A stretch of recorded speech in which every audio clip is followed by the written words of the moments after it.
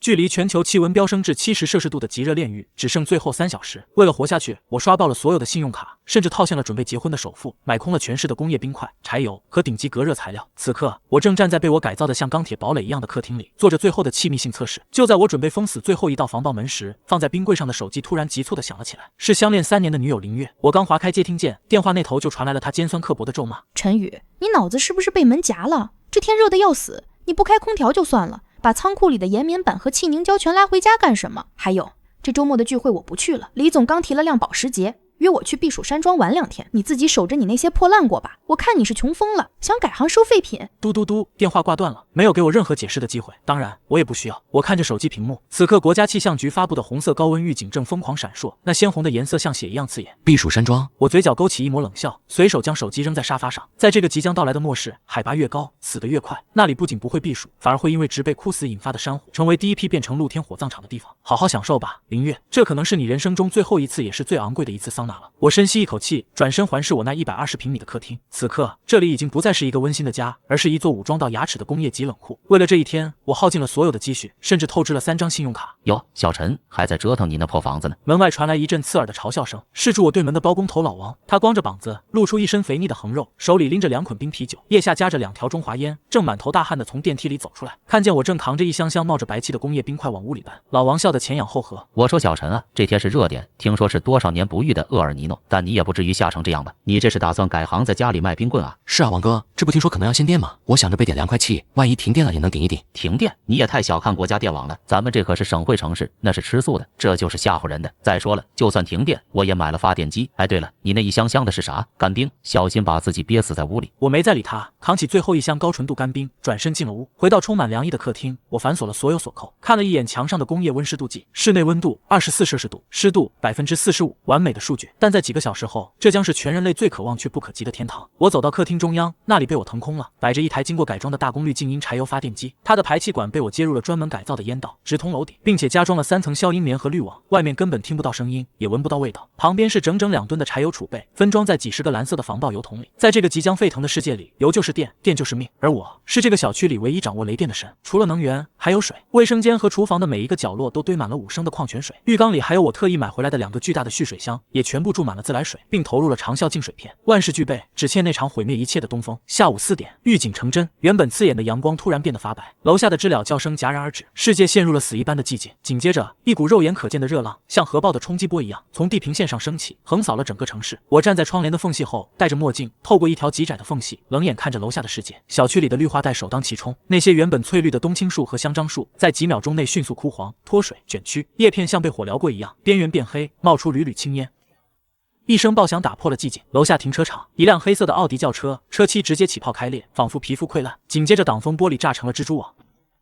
紧接着是第2声、第3声，整个停车场的车胎开始接二连三的爆炸，路面的柏油开始软化，冒出黑色的有毒烟雾。那个刚刚还在嘲笑我的老王，此刻正晃晃悠悠地走到单元门口，似乎是想去小卖部再买包烟，但他刚迈出阴影，整个人就僵住了。即使隔着这么远，我都能看到他裸露在外的皮肤以肉眼可见的速度变红，就像一只被扔进开水里的虾。老王发出一声凄厉的惨叫，捂着脸在地上打滚，但他每滚一圈，身上的皮肤就被滚烫的水泥的烫掉一层皮。他拼命想往回爬，但高温引发的热射并让他瞬间失去了对身体的控制，只能在原地抽搐。就在这时，手机突然震动了一下，是业主群，怎么回事？我家空调外机炸了，着火了，救命啊！玻璃烫的能煎蛋，我想开窗透气，手刚碰到把手就被烫出个大水泡。停电了，真的停电了！谁家有冰块？我孩子在发烧，我出100块钱买1斤，100我也买，我出500。我看着群里的哀嚎，默默地打开了一罐早已冰镇好的可乐。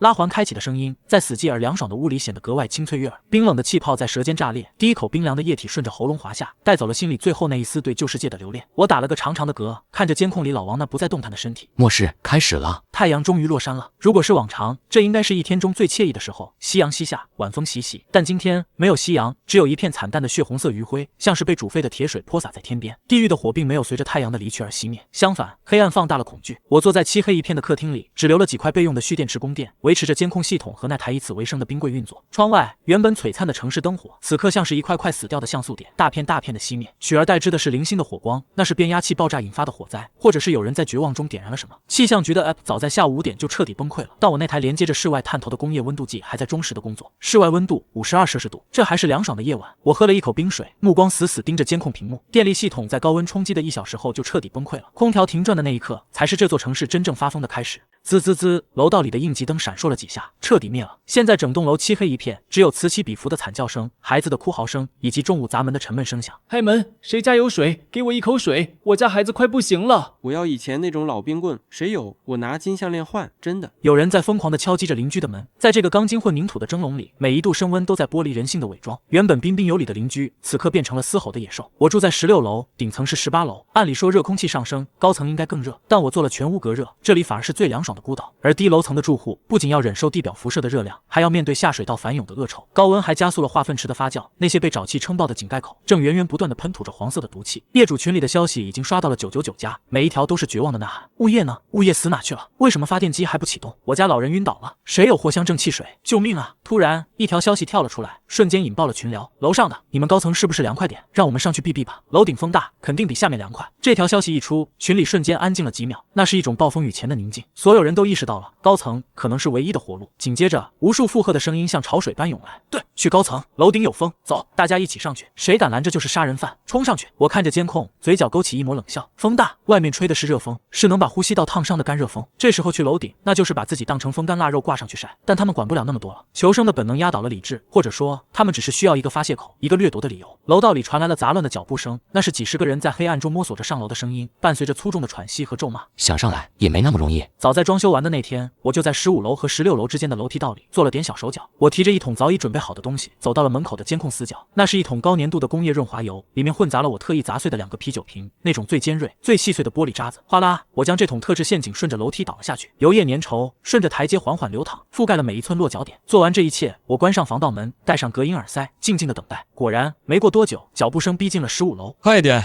前面就是16楼了。听说那家那小子搞了很多装修，肯定有物资。那是5楼那个混混的声音，平时最喜欢在楼下欺负流浪猫狗。紧接着，第一声惨叫响起，有人踩到了润滑油，脚底一滑，整个人失去了平衡。如果是普通的摔倒也就算了，但这油里有玻璃渣子啊！我的手！别推，前面滑，别推呀！黑暗中，恐慌迅速蔓延，后面的人不知道前面发生了什么，还在拼命往上挤。前面的人摔倒了，手掌按在满是玻璃渣的油地上，越挣扎扎得越深，咕咚咕咚，那是人体像滚地葫芦一样顺着楼梯滚落的声音。啊！我的腿断了！救命！谁踩我的脸？混乱持续了整整半个小时，那种撕心裂肺的哀嚎声，即便戴着耳塞也能隐约听到。人群暂时退去了，但我知道这只是开始。当生存本能压倒理智时，他们会踩着同伴的尸体爬上来。我检查了一下室内的循环水冷系统，这是我自己改装的，利用储存的工业冰块和铜管，构建了一套不依赖电力的物理降温回路。虽然效率不如空调，但在这种极端环境下，越原始的结构越可靠。滴答滴答，冰水在铜管里流动的声音，在寂静的夜里显得格外悦耳。突然，咚咚咚，我的房门被敲响了，声音很轻，很有节奏，3长2短。我眉头一皱，看向监控，门外站着一个男人，他穿着一件被汗水浸透的黑色背心，肌肉线条分明，手里提着一把还在滴血的消防斧，背上用床单绑着一个小女孩，女孩的头无力地垂在他的肩膀上，脸色潮红，那是重度中暑引发的高烧。是住我对门的邻居老邢，据说是个退伍的老侦察兵，平时独来独往，眼神凶得像头孤狼，小区里的保安都不敢正眼看他。他没有大喊大叫，只是对着猫眼，缓缓举起了手里的东西，不是武器，是一把黑色的920手枪和一盒黄澄澄的子弹。他指了指背上的女孩，嘴唇由于重度脱水已经裂开了细密的血口子。他没有发出声音，只是对着猫眼无声地做了个口型，换药。那女孩满脸通红，呼出的气仿佛都能带出火星。重度中暑引发的超高热高烧，在这个环境下，如果不降温，她绝对活不过今晚。我犹豫了整整3秒，在这个末世，枪是绝对的硬通货，但更重要的是老邢这个人，他的身手我见过，这人骨子里透着股杀气，这种人如果逼急了，我的防盗门未必能拦住他，但如果能把他拉拢过来，我就有了一道最坚固的人形防线。我按下对讲机，把斧头和枪放在地上，退后5步。老邢没有任何迟疑，直接弯腰把东西放下，背着女孩稳稳地后退到了电梯口。咔嚓，我打开了最内侧的钢板门，隔着中间那道焊死的钢栅栏门，用特制的长柄夹子把地上的枪和子弹飞速夹了进来。随后，我从冷柜里取出一包医用冰袋，又拿了一盒安乃近和2瓶电解质水，顺着大门下方的递送口踢了出去。枪归我，斧头你自己留着防身。老邢捡起物资，深深地看了猫眼一眼，谢了。他收起药，抓起斧头，转身走向自家大门。走到一半，他突然停下脚步，背对着我。楼下那帮人正在拆消防栓，想借水管冲上来，那些又挡不住他们太久，你自己小心。我看着手里那把920手枪，熟练地退下弹匣检查，16发子弹满载，这笔买卖太特妈划算了。外面是50多度的人间炼狱，而我握着雷电与火药，在冷气中感受到了前所未有的安稳。那一夜，我守着枪睡得很香。第二天清晨6点，一片惨白而刺眼的死光从地平线上升起，气象局的 App 已经彻底打不开了，但我安装在窗外的耐高温感应器传回了最后的数据，室外地表温度72摄氏度，这是什么概念？这意味着如果你光脚踩在马路上，脚底板会瞬间被烫熟玻璃，意味着汽车里的打火机会像手雷一样爆炸，意味着哪怕是生命力最顽强的杂草，也会在几秒钟内化为焦炭。原本绿意盎然的城市，现在像是一张被反复暴晒、褪色，最后碳化的旧相片。我坐在空调送风口下，吃着自热火锅。为了不增加室内热量，我特意选了不用火的自热包。红油翻滚的牛肉片配上冰镇的酸梅汤，这种在这个星球上已经绝迹的奢侈享受，如果让外面的人看到，足以让他们把我生吞活剥。我切换到楼下单元门的监控，绿化带里已经堆了几具尸体。昨晚还在惨叫的老王，此刻像个充气的皮球一样肿胀的变形，皮肤呈现出诡异的紫红色。在这个末世，物竞天择，适者生存。陈宇，你在家吗？一个女人的声音突然在门外响起，我眉头一皱，是林月。我调出门口的监控，她现在的样子简直像个刚从土里爬出来的女鬼。原本精致的妆容早被汗水冲成了一团污迹，名牌连衣裙破烂不堪，死死贴在满是汗水的身上。最惨的是她的脚，一只高跟鞋丢了，另一只脚赤着，脚底板被烫的全是大水泡，每走一步都在地上留下一个血脚印。她拼命地拍打着我的防爆门。陈宇，我知道你在家，我都闻到火锅味了，你快开门啊，我要热死了。我是林月啊，你最疼我的对不对？我们好歹相爱过一场，你不能见死不救。那个李总就是个畜生，他抢了最后一瓶水，把我踢下车跑了。陈宇，求求你，让我进去喝口水，就一口。我放下筷子，走到门口，慢条斯理地打开了对讲机。林月，你不是去避暑山庄了吗？那里的山泉水不好喝吗？陈宇，我就知道你还在乎我，你快开门，外面真的会死人的。我想喝冰可乐，我知道你肯定有，你最喜欢囤这些东西了，快给我。他一边说，一边试图把脸贴在门缝上。我有，但我凭什么给你？凭你卷走了我准备付首付的50万，还是凭你昨天电话里那句穷疯啊？陈宇，你还是不是个男人？我都这样了，你还计较以前的事？那是李总骗我的，只要你让我进去，我以后跟你复合，我什么都听你的。复合？在这个水比命贵的时代，你居然还觉得你的名分值一瓶可乐？那是误会。陈宇，你先开门，开了门，我慢慢跟你解释好不好？外面真的好烫。就在他卖力表演的时候，我注意到了监控画面的边缘，在楼梯拐角的阴影里蹲着两个男人，手里拎着沉重的撬棍和砍骨刀，是5楼那两个混混。原来如此，这娘们不是回来求和的，她是来当诱饵的。只要我一开门，那两个混混就会冲出来把我洗劫一空。陈宇，你快点啊，我真的要晕倒了。林月还在用力撞门。我深吸一口气，对着麦克风说道：月月，你别急，我也舍不得看你受苦。林月眼睛瞬间亮了，她回头对着拐角处隐蔽的比了个手势。那你快开门啊！好，我把门禁锁关了，你靠近点，我把备用钥匙藏在门口的地垫下面了，你自己拿了进来。林月狂喜，一瘸一拐地扑向门前的地垫，伸手就去掀。那两个混混也按捺不住了，握紧武器准备冲出来。就在林月的手指触碰到地垫的一瞬间，我按下了墙上那个连接着大电流蓄电池的红色开关。滋，一道刺眼的蓝色电弧瞬间从地垫下的金属网喷涌而出，那是我改装的高压电击装置。在这个极度干燥的环境下，导电效果拔群。林月爆发出一声凄厉的惨叫，整个人像只触电的青蛙一样弹起半米高，全身剧烈抽搐，那头原本柔顺的长发瞬间炸成了焦炭状，口吐白沫的倒在地上。躲在后面的两个混混吓得直接尿了裤子，愣在原地动都不敢动。我打开门口的扬声器，滚！3秒钟不滚，下一个就是你们。两个混混对视一眼，看着地上还在抽搐失禁的林月，吓得丢下撬棍，屁滚尿流的往楼下爬去。至于林月，在这个地表70度的高温末世，昏迷在没有冷气的楼道里，等待他的只有快速脱水和脑死亡。这就是背叛的代价。我关掉监控，回到桌前，火锅还没凉，可乐依然冰牙，爽。气温突破了68摄氏度，这个数字不仅仅是温度计上的跳动，它意味着死亡正在以一种极其残忍的方式加速。楼道里不再有那种撕心裂肺的喊叫声，取而代之的是一种令人窒息的死寂，连那种疯狂砸门的声音都消失了。但这死寂并不代表安宁，还有更可怕的东西在蔓延，臭味，那是尸体在高温高湿环境下迅速腐败的味道。王大妈死了，她的尸体就那样横在过道里，像一堆没人要的垃圾。但很快，她的儿子也死了，死得更惨，被那个看起来柔弱不堪的林月，趁他在疯狂喝水的时候，用那块带血的砖头狠狠开了瓢。砰！那一砖头下去，脑浆迸裂，林月抢走了剩下的几口水，像只受惊的野猫一样，拖着那具还在抽搐的尸体躲进了14楼的一个空置房里。那是他新的狩猎场，也是他走向深渊的第一步。我坐在空气净化器旁，看着上面的绿星寿命指示灯像倒计时一样飞速下降。即使封死了所有的门窗缝隙，那股甜腻的腐臭味依然无孔不入，像是有生命一样钻进我的鼻孔。陈宇，楼下的味道不对劲。我立刻调出楼道监控，画面有些模糊，因为摄像头也被高温烤得快要失灵了，边缘出现了大片的噪点，但我还是看清了，楼道里飘荡着一层淡淡的，像是幽灵一样的黄绿色烟雾。是消毒粉还是尸液混合产生的毒气？不是，有人在烧东西，他们在烧尸体。我胃里一阵翻腾，为了防止尸体引发大规模瘟疫，或者单纯是为了腾出空间，低楼层的幸存者开始焚烧尸体。但在这种密闭且高温的环境下，焚烧产生的烟雾含有剧毒的二恶英、呋喃和各种未完全燃烧的致癌物，再加上楼梯间的烟囱效应，这些毒烟会顺着楼道直冲顶层，把我们活活熏死在家里。得堵住通风口。我已经把门缝封死了，用湿毛巾塞了3层，但排气扇那边……我们这栋楼是20年前的老式结构，卫生间的排气管道是全楼贯通的，毒烟正顺着管道倒灌进这一层。我看了一眼卫生间，果然，即使我装了指挥阀，那个排风口的缝隙里依然开始渗出丝丝缕缕的黄烟。该死，老邢，你有发泡胶吗？用完了，昨天封窗户全用了。我有，但我过不去。我和老邢之间隔着长长的走廊，现在走廊里全是高浓度的毒烟，出去就是死路一条。听着，老邢，不想死就把你家的马桶砸了。什么？砸了马桶，用湿棉被把下水口堵死，然后把排风口拆下来，用衣服塞死，再用水泥或者石膏封上。快，那是最后一道防线。那你呢？我有办法，管好你自己。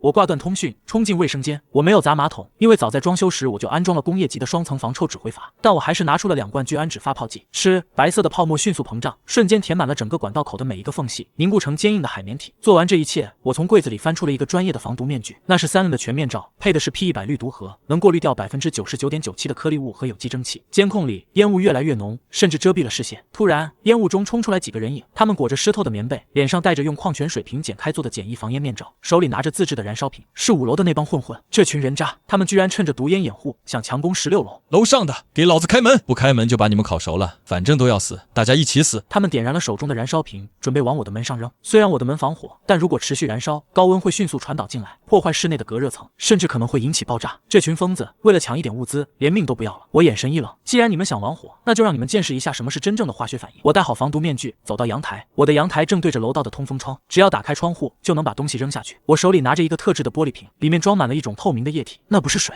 那是混合了次氯酸钠漂白液的高浓度氨水，这是最简单也是最致命的化学武器——氯胺气体。既然楼道里的烟往上飘，那是物理规律，但有些气体比空气重。我打开窗户的一条缝，那种滚烫的热浪瞬间扑面而来，但我没有犹豫，把玻璃瓶顺着通风井扔了下去。啪！玻璃瓶碎裂的声音在楼下5楼的位置响起，紧接着一股刺鼻到极点的味道瞬间爆发，哪怕隔着防毒面具，我都能想象到那种味道，那是比尸臭和毒烟更具腐蚀性的地狱气息。这种气体对眼睛和呼吸道有极强的腐蚀性，一旦接触，就像是把强酸泼进了肺里。啊，我的眼睛！什么东西？我看不见了。楼道里瞬间传来了撕心裂肺的咳嗽声和惨叫声，那些原本准备扔燃烧瓶的混混，瞬间被这股化学毒气熏得找不到北。他们疯狂地抓挠着自己的脸和脖子，皮肤被气体灼烧得通红。当当，手中的燃烧瓶失手掉在地上，轰！火焰在5楼的楼道里爆燃，那是他们自己带的燃料，现在成了他们的葬身之地。自作孽不可活。我关上窗户，透过模糊的监控，看着那群在火海中挣扎的人影。火势会迅速消耗楼道里的氧气，也会形成一道新的高温屏障，阻断其他人上来的路。这一波算是守住了，但我也知道，随着温度继续升高，这种小打小闹很快就会升级。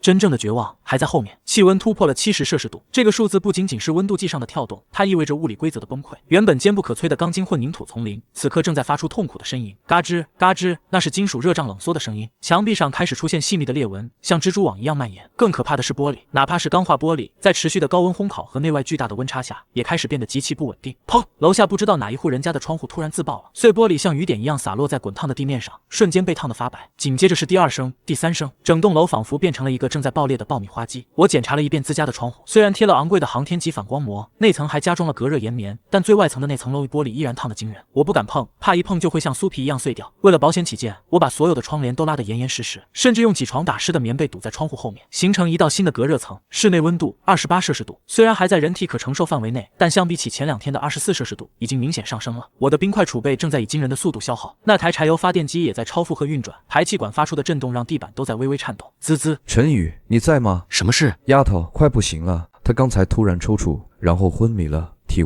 温有点高，我给她为了你给了退烧药，也敷了冰袋，但没用。我皱眉，在这种极端环境下，如果是重度中暑引发的热射病，普通的药物根本压不住，必须进行物理降温，而且是全身性的。你想怎么样？能不能借你的冰柜用一下，就把它放进去几分钟，只要降下来就行。我把所有的东西都给你，枪、子弹、斧头，甚至我的命。我沉默了。冰柜是我最后的防线，里面存着我未来半个月的口粮，一旦打开，冷气流失，食物可能会变质。更重要的是，让外人进我的屋，这违反了我的生存原则。陈宇，求你了。咚！监控里那个铁塔般的汉子，那个杀人不眨眼的老兵，突然跪下了。他就那样跪在滚烫的水泥地上，额头重重地磕在地上，发出沉闷的声响。我只有这一个亲人了，只要你能救他，以后这条命就是你的。你要杀谁，我绝不含糊。我看着监控画面，那双平时凶狠如狼的眼睛里，此刻满是红血丝和泪水。这就是父爱，哪怕是在末世，也依然重得让人喘不过气。我叹了口气，如果我不救，老邢可能会发疯。一个发疯的特种兵邻居，对我来说绝对是个噩梦。反之，如果我救了，我就彻底收服了一头最忠诚的猛兽，这笔买卖依然划算。起来吧，把孩子抱进来，你自己在大门口等着，不许越过玄关。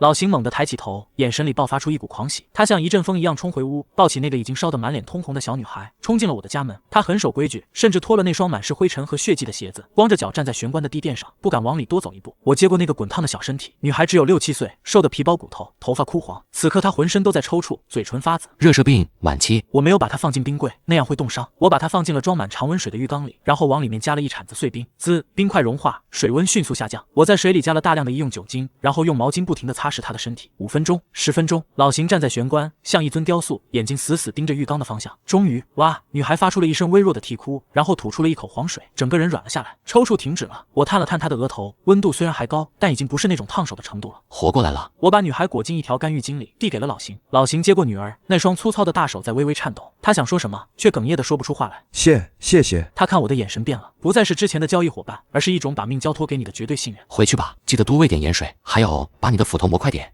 为什么？我指了指监控屏幕，在楼下的绿化带里出现了一群人，不是之前那种散兵游勇的暴民。这群人穿着统一的黑色背心，手里拿着自制的长矛、砍刀，甚至还有几把看起来像是警用的防爆盾牌。领头的那个男人身材极其魁梧，肌肉像花岗岩一样隆起。他手里没有拿武器，只是把玩着一个对讲机。但我看到了他腰间鼓鼓囊囊的一块，那是枪，而且不止一把。那是12号楼的新老大，那个健身教练。老邢一眼就认出来了，眼神瞬间变得冰冷。听说这几天他收编了不少人，把那栋楼变成了他的私人领地，男的当苦力，女的我就不说了。看来咱们这栋楼被盯上了，准备战斗吧，老邢。这一次不是小打小闹了。老邢没有说话，只是默默地把女儿背回了家，然后重新提着那把磨得雪亮的消防斧走了出来。这一次他不再是一个人战斗，为了女儿，也为了那个承诺，他将会变成这栋楼里最可怕的死神。第3天中午，空气仿佛凝固了，连一丝风都没有。突然，一阵细微但尖锐的嗡嗡声打破了死寂。我猛地站起身，冲到窗前，拿起望远镜。不是我想象中的那种大型运输机，那种庞然大物在70摄氏度的高温低压下根本飞不起来，引擎会直接过热爆炸。是一架小型的6旋翼无人机，它飞得很艰难，机身在热气流中剧烈颠簸，就像惊涛骇浪中的一叶扁舟，随时可能坠毁。而在它的机腹下方挂着一个巴掌大小的白色盒子，嗡嗡嗡，声音越来越近，也越来越凄厉，那是电机超负荷运转的哀鸣。物资是政府的空投。群里瞬间炸开了锅，原本死气沉沉的幸存者们像是回光返照一样，纷纷涌向窗边。但这次群里的声音不再全是狂喜，更多的是绝望。就这么点，这够谁吃的？那是抗生素，还有净水片，这比吃的更值钱，这可是救命的东西。无人机摇摇晃晃地飞到了我们这片小区的上空，似乎引擎真的过热到了极限。它甚至没来得及寻找最佳投放点，那个白色的小盒子就在一阵剧烈的抖动后脱钩了。啪嗒，盒子没有落在任何一栋楼的天台，而是被横风卷着，像个被遗弃的垃圾一样，砸在了对面12号楼的一个开放式阳台上。那是5楼，原本躲在阴影里的幸存者们疯了。那是我的，谁敢抢我就杀了谁。10几个人像从地狱爬出来的丧尸，手里拿着菜刀，甚至还有那种削尖的钢管，从各个角落冲出来。哪怕皮肤被阳光灼烧的滋滋作响，哪怕每一次呼吸都在灼烧肺部，他们也要抢到那个盒子。只要有一片退烧药，或许就能救回一条命。滚开！是我先看到的啊！我的手被砍断了。5楼的阳台瞬间变成了修罗场，没有什么华丽的格斗，只有最原始的撕咬和推搡。一个男人被另一个更强壮的男人推下了阳台，重重砸在滚烫的水泥地上。他连挣扎都没有，直接变成了一具还在冒烟的焦尸。我站在16楼的窗后，冷眼看着这一幕。这就是所谓的希望。老邢站在我身后，擦拭着手里的复合弓，眼神冰冷、脆弱、渺小，而且带着浓重的血腥味。那是儿，为了用这种无意义的厮杀减少人口。混乱中，一道瘦小的身影引起了我的注意。他像只壁虎一样从侧面的排水管爬了上去，动作敏捷的惊人，那是求生本能激发出的极限潜能。是林月，他手里拿着一把从厨房顺来的剔骨刀，头发已经被高温烤焦了一半，脸上全是血污和黑灰。他趁着那2个最强壮的男人扭打在一起的时候，像条毒蛇一样窜过去，一把抓起那个白盒子。那个正要把对手掐死的男人反应很快，回手就是一巴掌，但林月更狠，他反手就是一刀，精准无比的扎在那个男人的大腿动脉上，噗嗤，鲜血喷涌而出，瞬间染红了地面。滚！林月嘶吼着，眼神凶狠的连我看了都心头一跳。那个男人惨叫着倒在地上，林月没有停留，甚至都没看一眼那个还在抽搐的男人，直接抱着盒子翻身跳进了旁边那个破窗户里，消失在黑暗中。这女人为了活命已经疯了。她以前不是那种娇滴滴的大小姐吗？环境造就怪物，那盒子里是什么？不知道，但为了那个盲盒死了3个人，这就是现在的物价。无人机在投下包裹后不到10秒，突然冒出一股黑烟，旋转着坠毁在远处的废墟里。这就是所谓的希望，它来得快，去得也快，只留下一地的鲜血和还在燃烧的欲望。而真正的威胁正在楼下聚集。那个健身教练并没有去抢那个盒子，他一直站在楼下，冷冷地看着这一幕，手里拿着对讲机，似乎在指挥着什么。他更想要的是那个盒子本身，还是更大的猎物？老邢，准备好你的弓，他要动手了，目标是我们。第4天夜里，为了应对日益猖獗的掠夺者，我和老邢达成了默契，开始轮流守夜。虽然太阳阳下山了，但城市依然像个巨大的散热片，源源不断的释放着白天吸收的热量。气温虽然降到了55摄氏度，但那种湿热的感觉比白天的干热更让人窒息，就像被人强行按进了刚关火的蒸笼里。陈宇，有情况，3点钟方向外墙。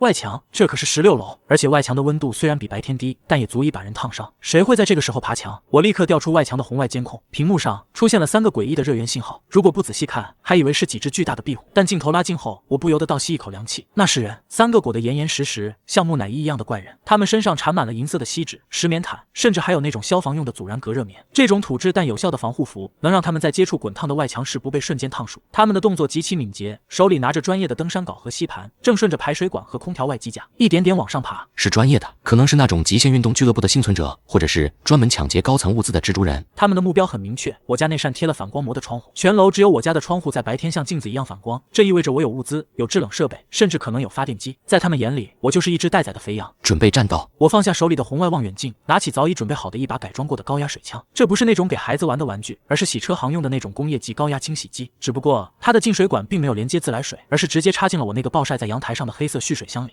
在这个环境下，水箱里的水温接近85摄氏度，这是我为这些不速之客准备的洗澡水。动手！当那个领头的锡纸人爬到我窗下，举起手中的玻璃刀准备切割时，我猛地拉开了窗户的一条缝。谁？那人反应很快，猛地抬头，隔着满是哈气的护目镜，我看到了一双贪婪而凶狠的眼睛。你爷爷！我扣动了扳机，滋！一股滚烫的水柱如同高压水刀，带着巨大的动能和热量，精准无比地喷射在他的面罩缝隙里。一声凄厉到极点的惨叫划破了夜空，那种痛苦是常人无法想象的。滚烫的开水被高压灌进他那密不透风的隔热服里，根本流不出来，就像是在衣服里煮肉。他在空中疯狂挣扎，手里的玻璃刀掉了下去，剧痛让他失去了理智，手忙脚乱中，他竟然割断了自己的安全绳。不，救我！伴随着长长的惨叫声，他像个着火的火球一样坠入了楼下的黑暗中。砰！几秒钟后，传来了一声沉闷的落地声，剩下的2个人吓破了胆。撤！点子扎手，这是个疯子！其中一个人大喊着想要松开绳索往下滑。就在这时，嗖！一支黑色的利剑从对面的窗户射出，带着破空声，精准地扎进了那个人的大腿。那是老型的复合弓。那人惨叫一声，身体一歪，失去平衡撞在了墙上。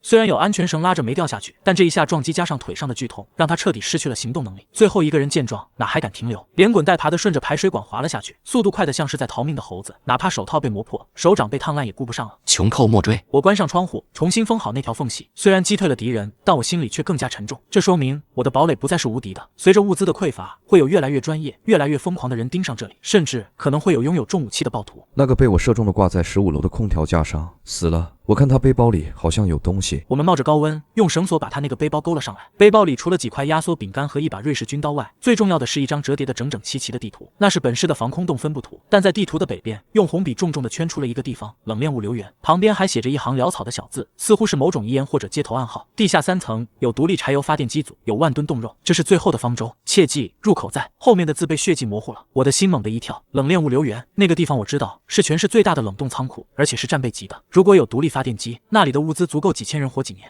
方舟，我看着这2个字，眼神逐渐变得炽热。这里的柴油还能撑3天，冰块还能撑5天。事后呢？老邢，看来我们要准备搬家了。第5天清晨，天边泛起了鱼肚白。我和老邢坐在客厅的地板上，那是全屋最凉快的地方。茶几上铺着那张带血的地图。冷链物流园距离这里只有5公里，平时开车10分钟，但现在这5公里就是天堑。确实，路面温度高达70摄氏度，连最坚硬的越野胎都撑不了多久就会爆胎。空气中弥漫着未知的毒气，还有无数潜伏在暗处、饿红了眼的掠夺者。这可能是个陷阱。那个死掉了锡纸人，如果不去，说明那里也不好进，但也可能是唯一的活路。我的柴油还能撑3天，冰块还能撑5天，之后呢？等死吗？老邢沉默了。他的女儿虽然退烧了，但身体依然虚弱的像只小猫，需要更稳定的环境，更充足的营养。而这里的物资正在以惊人的速度消耗。我们需要一辆车，一辆能扛住高温、撞开路障的车。地下车库有一辆改装过的防爆悍马，是以前那个被辞退的特警队长留下的，后来被物业经理占了，但他肯定不会给，那是他的命根子。那就抢！老邢眼中闪过一丝杀气，那种属于老兵的狠劲让整个房间的温度似乎都降了几度。